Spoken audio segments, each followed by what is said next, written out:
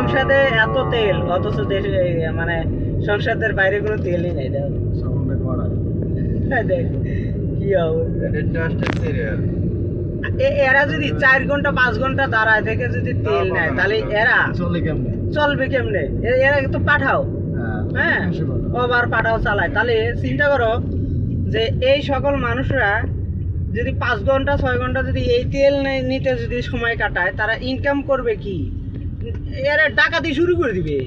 আর কয়েকদিন পর দেখবে মোটর সাইকেল লয়ে ডাকাতি শুরু করে দিছে। তার কারণে ইনকাম নাই। এদের তেল নিতে তাও 300 টাকার তেল, 300 টাকার তেল নিতে গিয়ে যদি তারা 5-6 ঘন্টা অপেক্ষা করে, তারপরেও তেল পায় না, তাহলে তারা কি করবে? পরবর্তীতে ডাকাতি শুরু করে দিবে। তখন কবে যে হ্যাঁ সব দোষ ডাকাতেরই দোষ, আর কারোর দোষ না।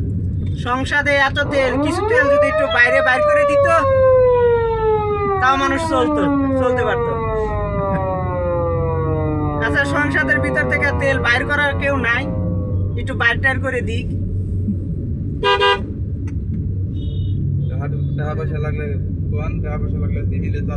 বেশি না, 2টা সংসদ সদস্য যে তেল ভরা, ওই তেল 2টা বাইর করে দিলে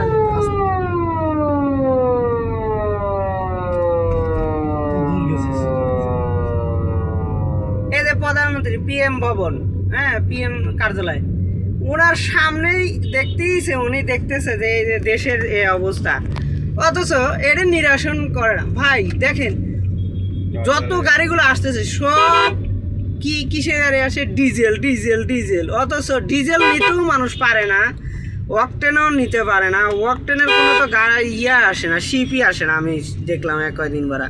আবার ইন্ডিয়া থেকেও ডিজেল কিনতেছে। 13,000 মেট্রিক টন আছে, আবার 5,000 মেট্রিক টন, অনেক 3বার আছে, 3বার আবার আসতেছে, সামনে আবার আসবে। আর পাইপলাইনে তো আনলিমিটেড আনতে যাবে, পাইপলাইনেও আনতেছে, আবার সিস্টেম করে ট্রেন দিয়েও নিয়ে আসতেছে। তাহলে বাংলাদেশ কি একেবারে এত তেলের উপরে চলে? শিপ ভরে ভরে তেল আসে।